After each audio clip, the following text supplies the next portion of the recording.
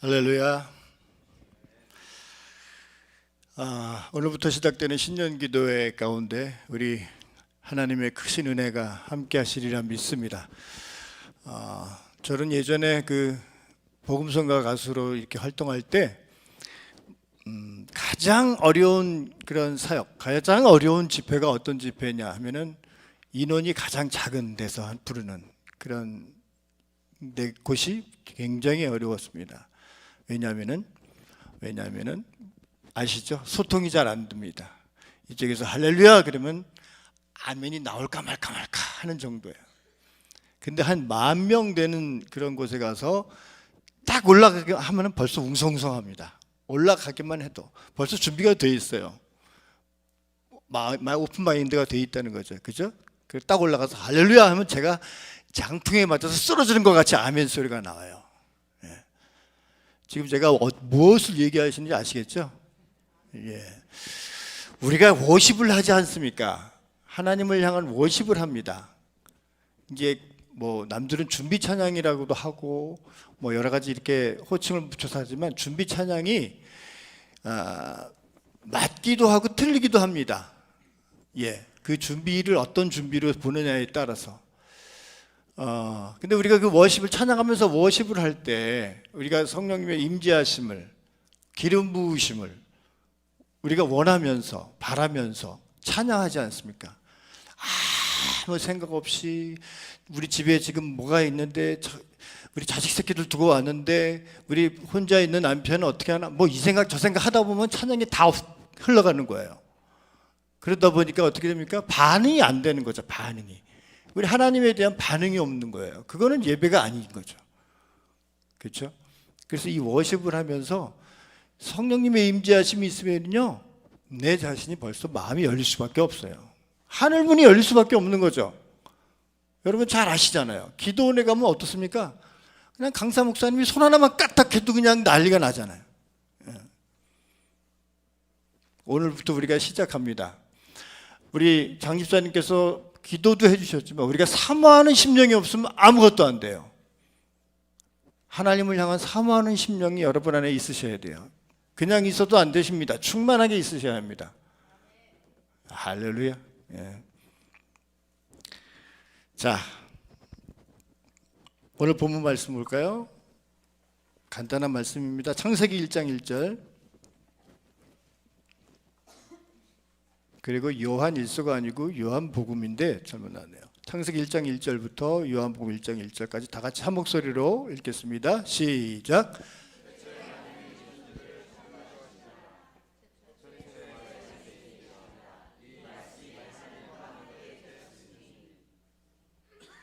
끝이에요? 계셨으니 이 말씀은 곧 하나님이시라. 예, 여기까지인데 이 말씀은 곧 하나님이시죠, 여러분. 예.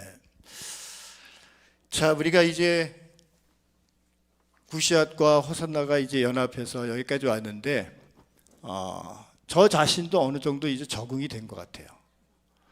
여러분들은 어떻습니까? 좋아요. 내가 제일 예뻐하는 애 중에 하나예요. 조울이 왔어요, 안 왔어요? 준비하고 있어. 이따가 준비하고 있어. 예. 내가 지금 뭔 말했죠, 근데? 적응. 예, 적응 얘기를 했죠. 찬양을 시작할 때 우리 손주가 벌써 이렇게 왔다 갔다 하지 않습니까, 여러분? 이건 끝난 거예요, 이제. 적응이 다 끝난 거예요. 저 아이가 늘 이렇게 사람들 보면 이렇게 긴장하면서 그러던 아이가 저렇게 무대 위를 올라간다는 것 자체는 적응 끝. 이제 시작이라는 거예요. 예.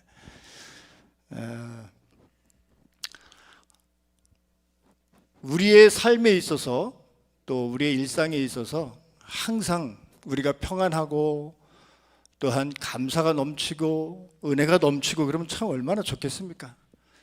그렇지만 우리가 코로나라는 그러한 팬데믹 현상을 직격탄을 맞으면서 우리에게는 어마어마한 경제적인 마이너스가 왔습니다. 근데 거기에다가 지난 겨울 어땠습니까? 뭐 독감에 감기에 폐렴에 거기다가 플러스 코로나까지 겹치면서 우리는 트윈데믹 현상을 또 겪어왔죠. 오늘 우리 조 목사님께서도 말씀하셨지만 내년도가 아니죠. 올해 경제 전망을 보면은 암울하기만 합니다. 걱정이 됩니다. 어떻게 살아야 되나? 이 난국을 어떻게 헤쳐나가야 되나? 또한 일반인이 아닌 우리가 그리스도인으로서 이 경제적인 어려운 상황, 모두가 힘들어하는 이 상황을 우리 그리스도인으로서 어떻게 헤쳐나가야만 하나? 우리 자신들에게 질문을 아니할 수가 없습니다. 벌써부터 걱정입니다. 비장한 마음이 들지 않습니까, 여러분? 이럴 때일수록 우리는 더욱더 비장한 마음이 들 수 있습니다. 아니, 비장해져야 합니다. 정신 차려야 되겠죠. 어떻게 사는가에 대한 해답을 얻으려면 그것은 그리 어려운 것도 아닙니다. 오늘 본문의 제목처럼, 오늘 말씀의 제목처럼 주님께로 돌아가는 것입니다. 복음으로 돌아가는 것입니다.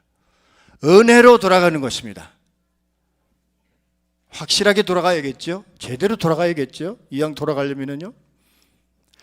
주님의 은혜가 아니면요, 우리는 이 어려운 상황에 존재하기도 버거운 그런 우리의 모습입니다. 자, 오늘 본문에 나오는 요한복음, 창세기 1장 1절과 요한복음 1장 1절을 제가 선택한 것은 다 이유가 있겠죠. 요한복음은요, 예수님이 하나님의 아들이시다, 즉 그분의 신성을 지금 강조하고 있는 것이죠. 마치 구약의 창세기처럼 태초 이야기로부터 시작하는 이 요한복음은요, 깊은 영적 지식을 바탕으로 예수님을 지금 소개하고 있는 것입니다. 창세기의 태초, 출발점, 이게 무엇이죠? 바로 다시 우리 시작해야 된다. 다시 출발해야 된다. 시작점, 출발점에 지금 위치한 것입니다. 창조에는 여러분 목적이 있기 마련이죠. 목적이 있습니다. 하나님께서는 모든 피조물들이 질서를 통해서 조화와 균형을 이루면서 자연스럽게 어우러지고 사랑하도록 하셨죠. 특히 창조주이신 하나님을 만나고 그 안에서 아름다운 인간적 관계를 맺어가는 것이 창조된 모든 인간의 그런 소중한 목적 가운데 하나인 것입니다. 그것이 바로 교회로 연결지어가는 것이죠. 그리고 자연스럽게 교회의 태초, 그리고 창조, 출발점으로 돌아가서 그때 하나님께서 무엇을 말씀하셨는지, 무엇을 하셨는지를 우리는 볼 수가 있어야 된다는 거예요.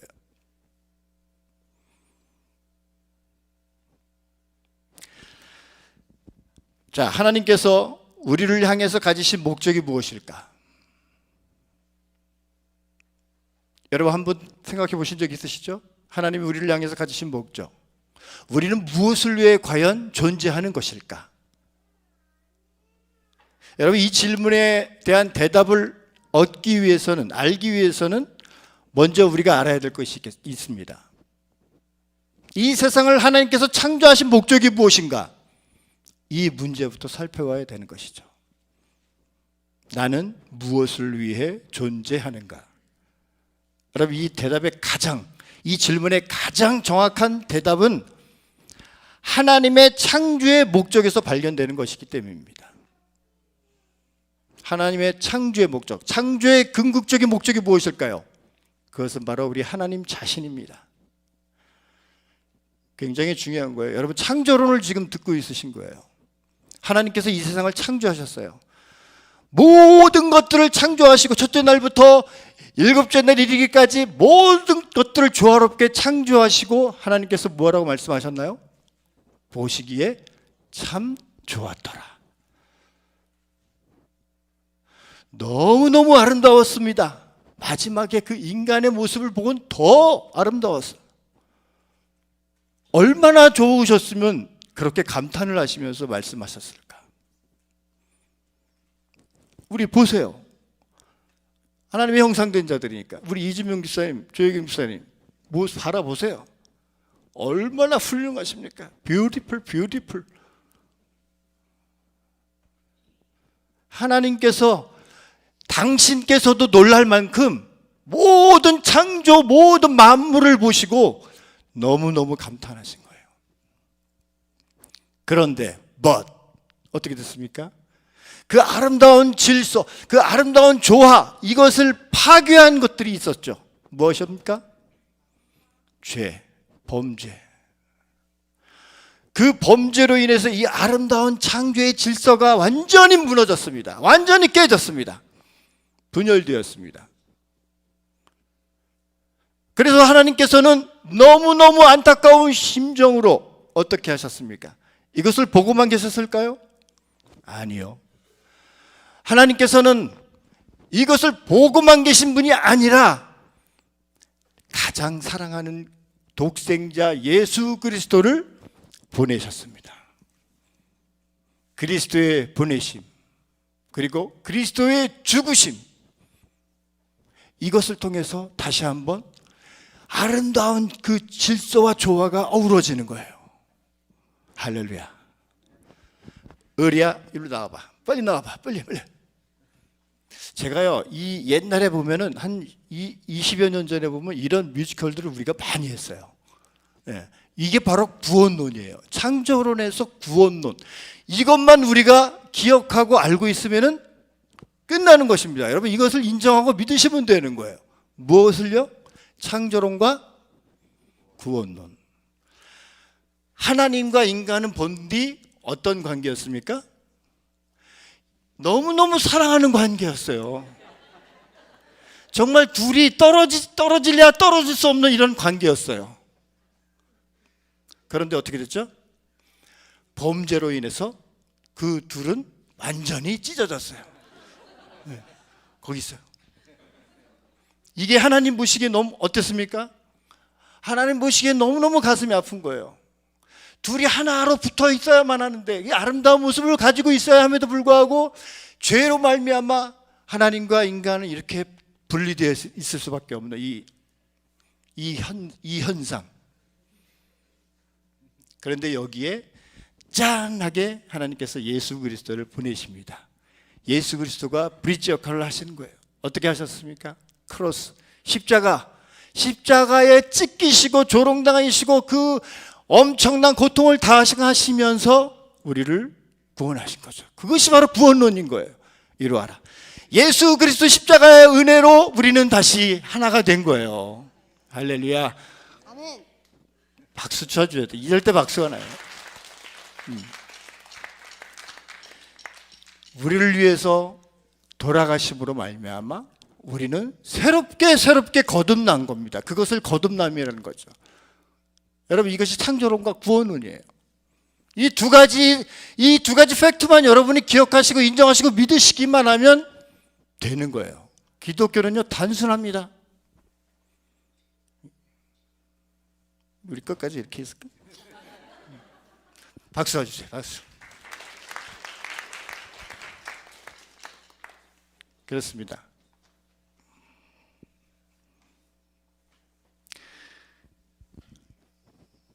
창조의 궁극적인 목적은 하나님 자신이라고 말씀드렸습니다. 하나님께서는 당신의 영광을 위해서 천지를 창조하셨습니다. 그리고 인간을 지으셨어요.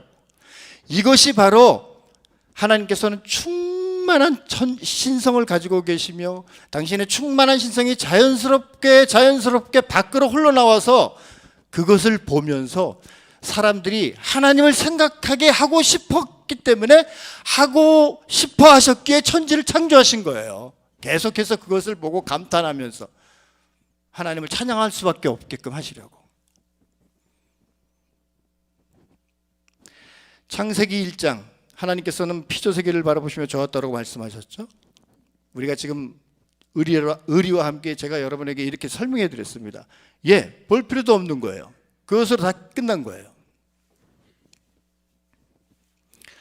미국의 유명한 찰스 피니 목사께서 이런 말씀을 하셨습니다.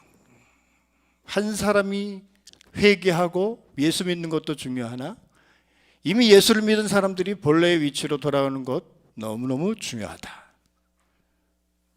이미 예수를 믿는 사람들이 본래의 자리로 돌아오는 신앙의 회복이 중요하다는 거예요. 이 회복이 바로 개혁이라고 그러는 겁니다. 개혁. 이것이 바로 생활의 개혁이고 또 심령의 계획이고 신앙의 계획이라는 것입니다. 모든 개혁이 본래의 모습 그리고 본질로 돌아가는 것을 이야기하는 것이죠. 여러분, 이것이 바로 우리 호산나교회 올 한 해의 목표가 되는 것입니다.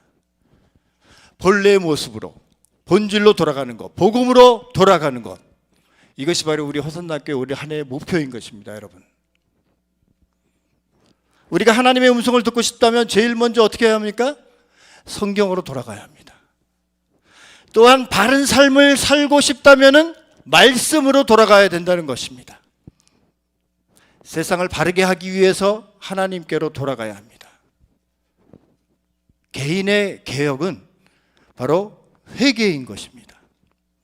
다시 원점으로 돌아가는 것입니다. 다시 출발점으로, 시작점으로 돌아가는 것, 그것이 바로 회개인 것입니다. 회개 없이 어떤 한 사람이 개혁될 수는 없는 것이죠. 개인에게는 회개가 곧 개혁인 것입니다. 여러분, 한번 상상해 보십시오. 우리가 이제 자동차를 몰고 가다가 길을 잘못 들었습니다. 길을 잘못 들어서 저쪽 반대쪽으로 가야 되는데 어떻게 해야 됩니까? 다시 신호를 보겠죠. 어떤 신호를 봅니까? 유턴 신호를 봅니다. 유턴 신호가 나오면은 그 신호를 보고 돌아서 그 반대쪽으로 가야만 자기가 원하는 그 길을 갈 수가 있는 것이죠. 예수님을 믿고 살아가는 사람들의 삶은요, 믿음의 방향이 잘못돼서 여러 번 적색 알림의 신호가 왔음에도 불구하고 유턴을 하지 않고 그대로 직진하여 가는 안타까운 믿음들을 많이 볼 수가 있다는 거예요. 그렇게 유턴하지 않고 계속한다면 어떻게 됩니까? 자신이 원하는 목적지에 결국은 다다를 수가 없는 거예요. 안타까운 것이죠. 이와 마찬가지로 우리가 가고자 하는 영생의 하나님 나라에 도착하지 못하는 것이죠. 일반 도로에서 인간이란 얼마든지 실수를 할 수 있습니다. 얼마든지 할 수 있어요. 법적으로 유턴 지역을 설정해 놓아서 잘못된 운전에 대해서 바로 잡아서 유턴을 할 수 있도록 저런 장치를 마련해 준 것입니다. 마찬가지로 주님께서 자백 그리고 회개라는 것을 통해서 잘못된 믿음에 관해 바로 갈 수 있는 말씀의 안전장치를 해놓으셨다는 것입니다. 그럼에도 불구하고 어리석은 영혼들은 아예 조금도 아랑곳하지 않고 자기 고집대로 내 마음대로 그대로만 가고 있는 그런 모습을 볼 수가 있죠. 언제라도 주님의 말씀을 듣고서 내 영혼이 잘못되었다면 바로 유턴해서 바른 경로로 가야 하는 것입니다. 주님께서 영적 유턴할 수 있는 자백과 회개의 은혜를 우리에게 주시지 않으셨다면 우리는 계속해서 죄악 중에 잉태되고 죄악 가운데 또 살다가 마지막에는 영원한 형벌의 장소인 어디로 가는 것입니까? 지옥으로 밖에 갈 수가 없는 거예요. 그 자백과 회개의 또 은혜의 때가, 자백과 회개를 할 수 있는 은혜의 때가 바로 새해를 맞아 새롭게 발돋움하려는 지금이라고 저는 믿습니다.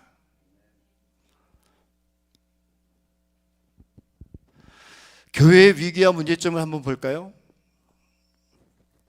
교회 위기와 문제에 대해서 그 문제에 대한 해법을 제시할 때 우리는 곧잘 이렇게 얘기합니다. 어떻게 합니까?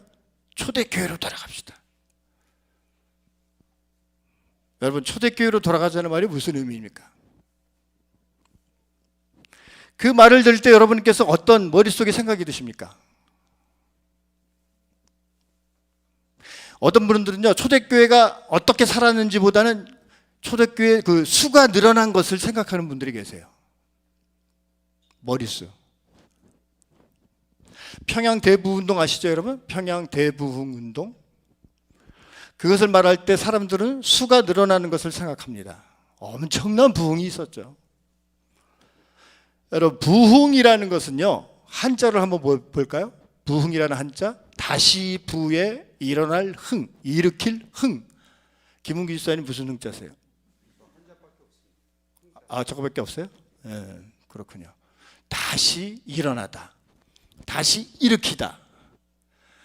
영어로 보면은요, revival, 리와 바이블의 그것이 모여서 된 것이죠. 다시 살아나다. 그러니까 born again과 같은 의미예요. 다시 태어나다. 영적으로 죽어있던 사람을 다시 일으키는 것.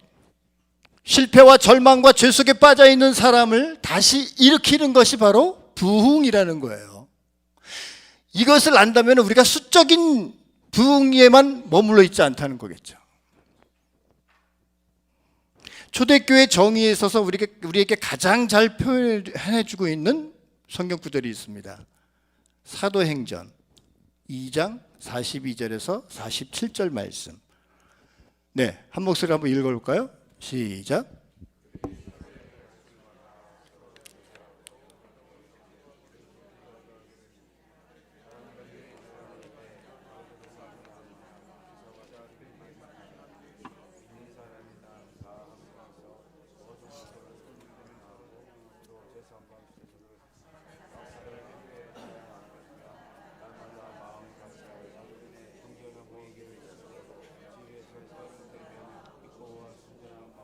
하나님을 찬미하며 또 온 백성에게 칭송을 받으니 주께서 구원받는 사람을 날마다 더하게 하시니라. 아멘. 초대교회는요, 앞에 보여주세요. 42절. 42절 전반부 말씀처럼 말씀과 교제, 그리고 나눔과 기도에 헌신한 것입니다. 가르침, 교제, 떡을 떼고 기도하는 것, 여기에 헌신한 것입니다.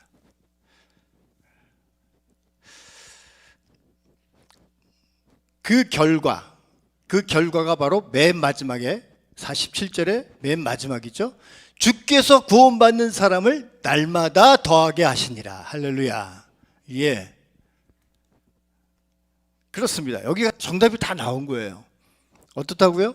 말씀과 교제와 나눔과 기도에 헌신한다면은 47절 맨 마지막에 말씀같이 주께서 구원받는 사람을 날마다 더하게 하신다. 예, 바로 우리 교회가 올해 여기에 전심전력할 그런 모습인 것이죠. 수적인 증거는 단지 결과에 불과한 거예요, 여러분. 더 중요한 것이 뭐라고요? 교회가 말씀 공동체, 그 다음에 나눔 공동체, 교제 공동체, 기도 공동체로 살아야 된다는 거예요.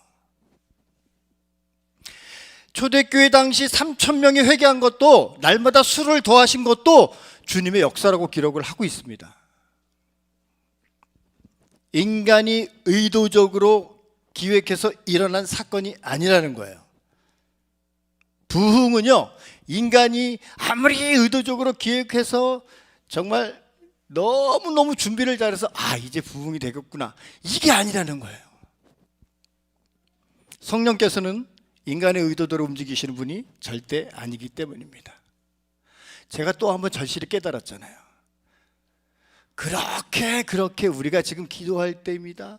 이제 마지막 금요 기도에 모두가 함께 모여서, 특히 목자의 리더 되시는 분들은요, 다 오셔야만 합니다. 그래서 우리가 함께 열심히 기도하고 은혜의 때 사모하고 붙잡아야 됩니다. 이렇게 고래고래 제가 광고 때마다 했는데 어떻게 됐어요? 훤했어요. 예, 바로 그거를 얘기하는 거예요.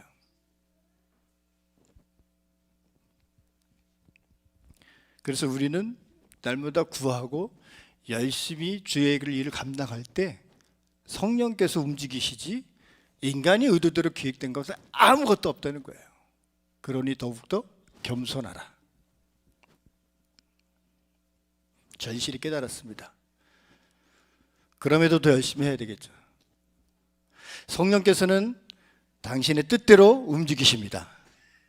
주님이 더 해주는 것이 바로 진정한 부흥이라는 거예요. 먼저 그 나라와 그 의를 구하라. 그리하면 이 모든 것을 너희에게 더하시리라. 예, 그것이 진정한 부흥이라는 거예요.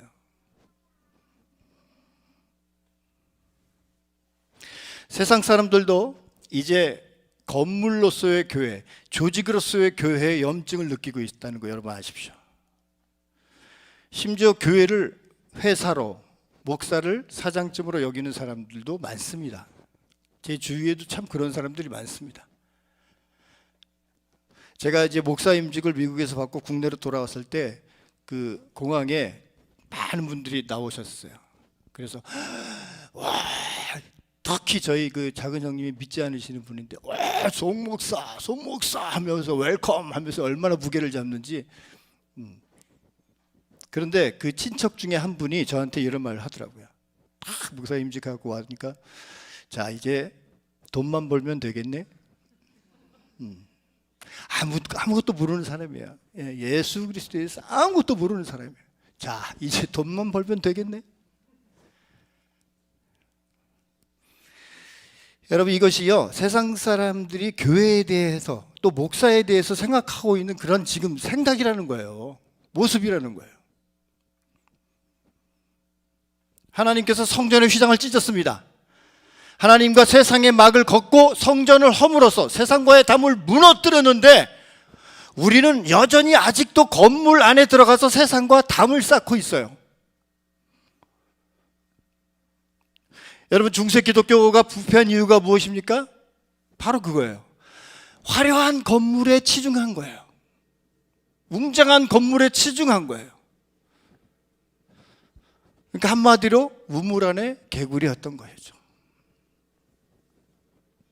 오늘날도 마찬가지입니다.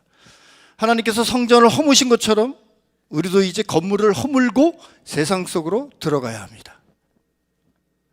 세상 속으로 들어가야 합니다. 예, 건물에 대한 트라우마가 많으신가 봐요, 아직도.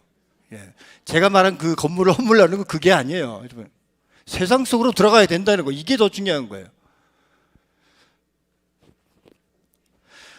건물 안에 숨어서 우리 이 교회 그 예배당 안에 그 바운더리에 숨어서 세상의 비난의 귀를 닫고 있지 말아야 된다는 거예요.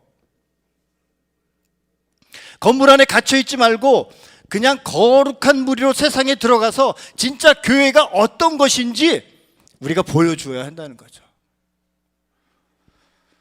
교회는 건물이 아니라 성도입니다. 건물이 아니라 거룩한 무리, 예수 그리스도를 주로 고백하는 자들의 모임이 교회입니다. 교회는 조직이 아니라 유기체입니다. 여러분, 유기체라는 것이 무슨 의미인지 아시죠? 목표를 향해서 달려가는 그 조직이 아니라 생명을 위해서 한 분 예수 그리스도를 머리로 모시고 그 위에 우리들은 뭡니까? 지체라는 거예요. 지체. 그게 바로 유기적 교회라는 거예요. 그러니까 그건 무슨 말입니까? 머리 대신 예수 그리스도에 달려있는 모든 지체이기 때문에 어느 한 사람도 높고 낮음이 없다는 거예요. 다 동일하다는 거예요. 다 똑같다는 거예요. 목사가 높고 장로가 높고 이게 아니고 똑같은 지체로서 다 귀하다는 거예요. 다 소중하다는 거예요. 그게 바로 예수님 짤이라는 거죠.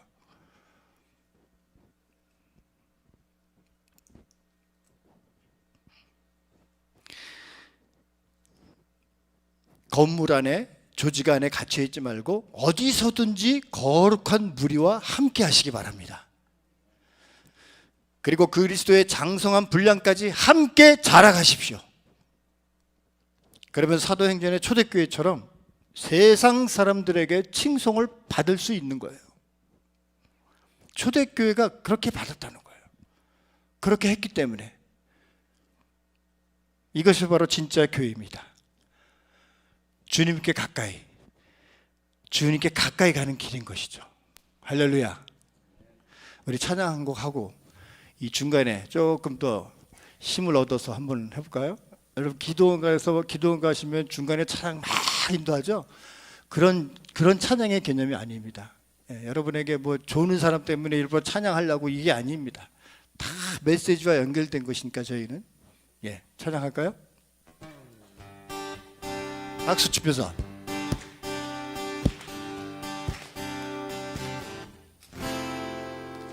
주께 가까이 더욱 가까이 가기 원해요. 내 마음 주님의 모습 그 아름다운 모습 담기 원해요. 나의 소망. 좀 더 빨리 합시다. 주께 가까이 주께 가까이 더욱 가까이 가기 원해요. 내 마음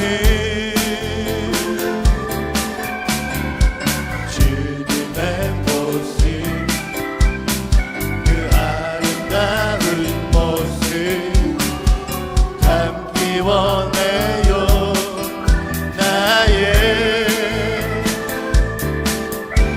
소망. 내 맘 다하여 내 맘 다하여 내 힘을 다하여 주님을 사랑합니다. 오오오 나의 평생에 주님만을 섬기며 주와 함께 거하기 원해요. 주께 가까이 주께 가까이 더욱 가까이 더욱 가까이 가기 원해요. 내 마음 주님의 모습 그 아름다운 모습 담기 원해요. 나의 소망. 나의 소망. 아멘. 주님께 가까이 가는 것이 우리의 소망인 것입니다. 교회 본질의 회복에 대해서 알아보겠습니다.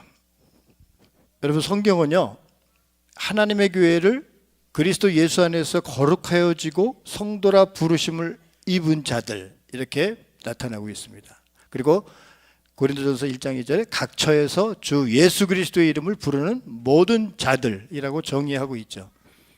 즉 교회란 건물이나 제도가 아니라 사람들의 모임, 다시 말해서 예수 그리스도 안에서 거룩하여진 성도들의 모임이란 말입니다.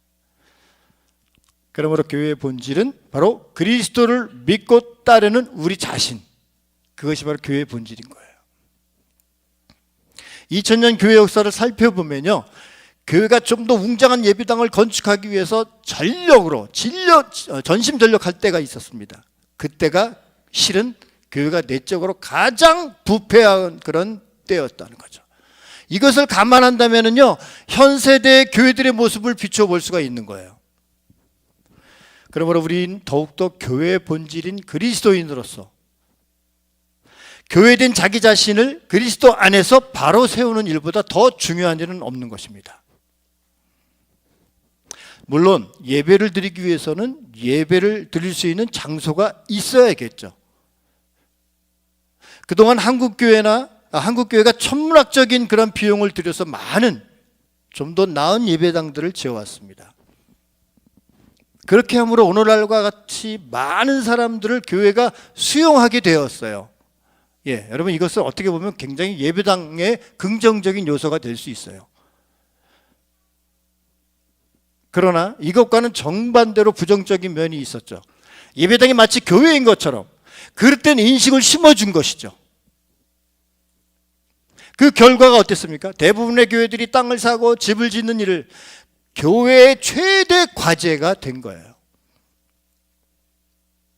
교회의 본질이 사람에서 건물로 변질이 된 것이죠. 지금도 많은 사람들이 그리스도인임에도 각종 대형 비리 사건의 한가운데 늘 그리스도인이 퍼져나고 있는 것은요, 가장 그 큰 이유가 뭔지 아십니까? 바로 교회의 본질을 사람이 아닌 건물로 오인하고 있는 것 때문에 그런 것이죠. 교회된 그리스도인들이 교회의 본질에 충실할 때 그들이 있는 곳은 어떤 곳이든 아름다운 예배당이라는 것입니다. 성경은 우리 자신을 가리켜서 하나님께서 거하실 성전이므로 우리 자신을 하나님의 성전으로 회복시켜 갈 것을 명령하고 있어요. 하나님께서는 언제나 건물이 아닌 우리 자신을 요구하고 계신다는 뜻이죠. 그것이 강도의 구렬과도 같던 우리를 움직이는 하나님의 성전으로 회복시키는 것이 바로 하나님의 뜻입니다. 그 일을 이루어 주시기 위해서 이 땅에 오신 분이 바로 예수 그리스도시죠. 이렇게 회복이 된다면은 우리가 아무리 그게 판잣집이라도 천막이라도 예배 그곳에서 예배를 드린다 할지라도 행복할 거예요. 이런 본질만 우리가 가지고 있다면, 성도 수가 아무리 적다고 할지라도 그것은 바로 향기로운 그리스도의 처소가 될 줄 믿습니다. 여러분, 기독교가 무엇일까요? 기독교, 그리스도입니다. 그 이상도 그 이하도 아닙니다. 기쁜 소식, 복음, 굿 뉴스, 이것이 바로 기독교예요, 여러분. 복음은 임마누엘 하나님께서 친히 인간의 모습으로 이 땅에 오셔서 인간을 죄와 사망의 속박에서 구원해 주셨다는 것이죠. 죄로 인해 죽을 수밖에 없는 죄인임을 자각한 사람에게는 이보다 더 좋은 복음이 없는 거예요. 이거보다 더 복된 소식, 기쁜 소식이 없는 것입니다. 언제나 앞세워야 할 것은 복음이신 예수 그리스도. 그런데 예수 그리스도가 아니라 인간의 모임인 교회가 된다는 거죠. 교회가 중요하다면 그 자체가 중요해서가 아니라 교회의 복음의 통로이기 때문에 그렇게 이야기할 수 있어요. 하지만 교회는요, 늘 복음보다 교회 그 자체를 앞세웠고 그때마다 교회는 추악한 이익 집단으로 전락했다는 거예요. 교회가 복음보다 교리를 앞세우는 순간부터 유대교처럼 도리어 예수 그리스도를 죽이기 때문인 것이죠. 그 결과가 어땠습니까? 교회의 목적에서 수단으로 전락한 성경을, 이 성경은 사람을 살리는 생명의 말씀이 아니라 사람을 죽이는 그런 직업적인 종교인들에 의해서 도리어 사람의 영혼을 죽이는 흉기로 도용이 됐다는 거죠. 예수 그리스도보다 앞선 교회는 없는 것입니다. 복음을 수단화한 교회는 어떤 경우에도 주님의 교회가 아닌 것이기 때문입니다. 예수 그리스도의 복음, 교회, 교리, 여러분 이거는 불가분의 관계를 가지고 있는 거예요. 그렇지만 이런 관계를 가지고 있지만 그 순서가 언제나 불변해야 된다는 거예요. 복음이 우선이라는 것이죠. 복음을 위해서 교회와 교리가 존재하는 것이지 교회와 교리를 위해서 복음이 존재하면 안 된다는 거예요.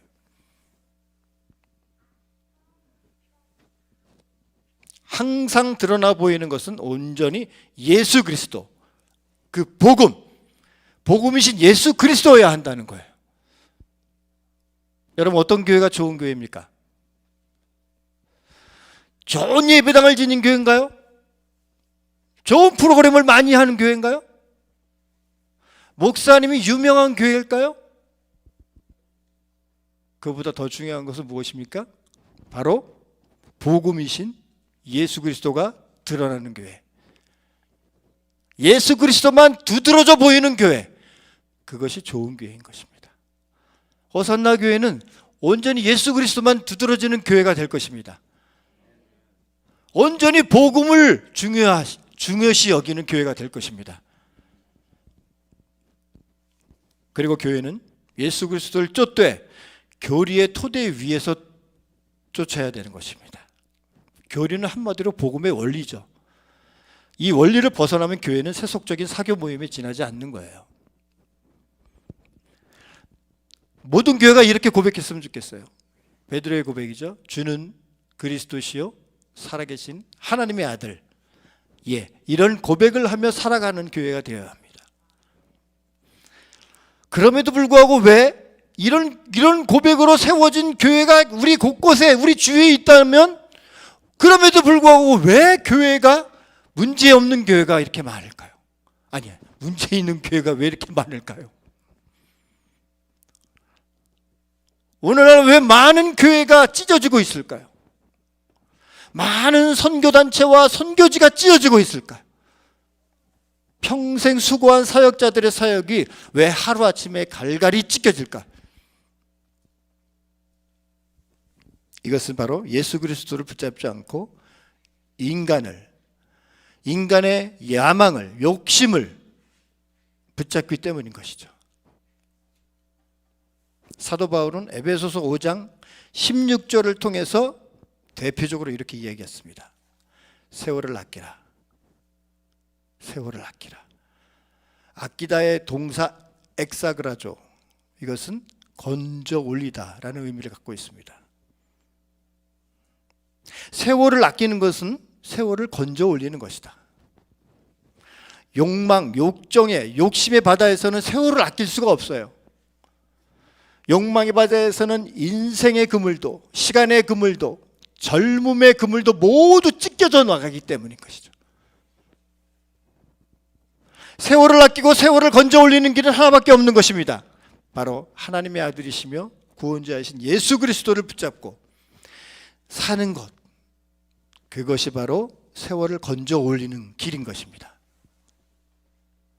그분 안에서는 그 어떤 그물도 찢어지지 않기 때문에, 바로 그분이 내 안에서 내 인생의 그물이 되시고 내 인생을 친히 건져 올려주고 계시는 것입니다.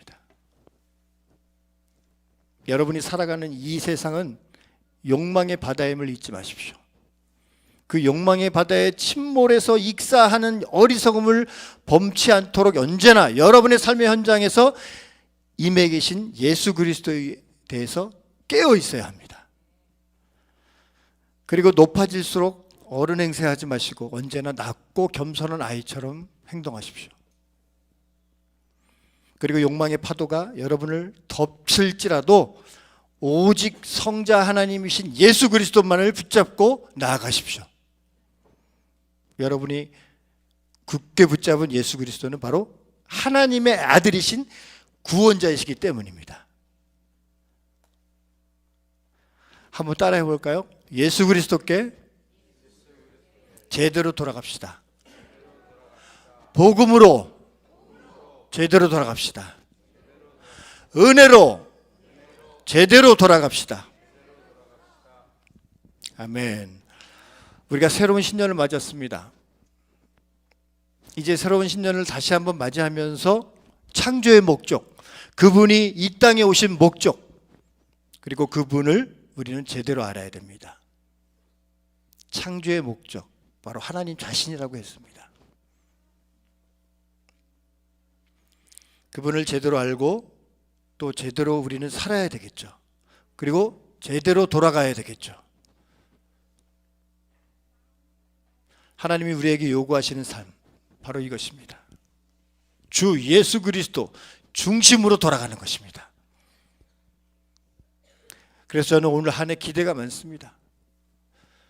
사랑하는 모든 성도들과 함께 협력해서 이제 우리에게 주어진 이 수많은 과제들을 가지고 목장으로서, 목장의 리더로서, 부서장으로서, 또 한 그런 개인으로서 여러분이 맡은 자리에서 정말 우리 그리스도의 중심에 선 그런 모습을 가지고 우리가 열정을 가지고 나간다면은 교회는 돌아갈 수밖에 없는 것입니다. 바로 여러분 한 사람으로 인해서, 그리고 그 목장으로 인해서 할 수 있습니다. 여러분은 할 수 있습니다. 왜 그렇습니까? 우리는 혼자가 아니기 때문이죠. 주위를 바라보십시오. 여러분을 가장 사랑하고 나눌 줄 알고 기도할 줄 알고 또 교제할 줄 아는 그분이 계시기 때문입니다. 그리고 가장 중요한 것은 성자 하나님 예수 그리스도가 우리를 위해서 지금도 중보하고 계시고 일하시고 계신다는 거예요. 그것만 우리가 확고하게 그것을 붙잡고 있는다면은 결코 모든 것들을 다 이루어질 수 있다는 겁니다. 할렐루야. 우리 2024년 한 해가 우리 주님으로 인해서 제대로 복음으로 돌아가는 그러한 우리의 사건으로 인해서 정말로 우리 교회 안에 거룩한 임재하심이 계속해서 함께 하시고 또 그 은혜로 말미암아 우리가 일상에서 저 세상으로 주의 용사로 무장한 자들로서 저 세상을 향해 담대히 예수 그리스도를 전할 수 있는 그런 복된 삶을 사실 수 있는 여러분들 되시기를 주님의 이름으로 축복합니다.